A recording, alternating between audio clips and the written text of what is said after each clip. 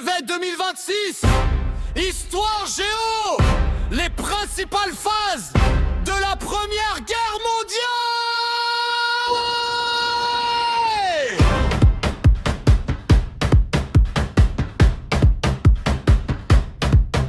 En août 1914, de grandes alliances entre eux en guerre. Les empires centraux d'un côté et l'entente face à eux. L'Allemagne veut éviter une guerre sur deux fronts, car la Russie mobilise lentement ses soldats et ses bataillons. Le plan Schlieffen prévoit de vaincre rapidement la France, en passant par la Belgique avant d'attaquer la Russie. Ensuite, les armées allemandes avancent vite, Paris semble menacé. L'armée française bat en retraite et la situation paraît dangereuse. Mais en septembre tout bascule, près de Paris les combats changent tout. Les Français contre-attaquent et stoppent l'armée allemande. La bataille de la Marne, du 6 au 12 septembre 1914. Le plan Schlieffen échoue finalement. Les armées creusent et tranchées sur des centaines de kilomètres de la mer du Nord jusqu'à la frontière suisse. La guerre devient longue, violente et meurtrière, et des millions de soldats entrent dans un terrible enfer.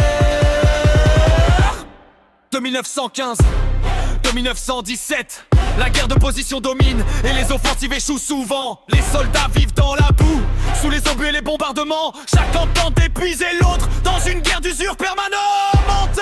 À Verdun, en 1916, les Français résident pendant des mois sous le commandement du général Pétain, malgré des combats extrêmement violents. La bataille de la Somme fait elle aussi des pertes immenses, en véritable victoire décisive pour aucune des grandes puissances. 1917, la nuit devient décisive. L'offensive du chemin des dames échoue et des mutineries éclatent dans l'armée française. Les populations civiles sont épuisées par les pénuries et le rationnement. Les villes subissent aussi les bombardements d'artillerie. La Luft, la guerre sous-marine à outrance contre les navires de commerce dans l'océan Atlantique. Cette stratégie provoque l'entrée en guerre des États-Unis le 6 avril 1917. Après deux révolutions, la Russie quitte le conflit et signe la paix avec l'Allemagne en 1918. 1918, les grandes offensives reprennent. L'Allemagne lance plusieurs attaques avant l'arrivée massive des Américains. Mais les forces de l'entente, coordonnées par le général Foch, repoussent progressivement les armées allemandes. Après la seconde bataille de la Marne, l'Allemagne recule sur le front occidental et la défaite devient inévitable.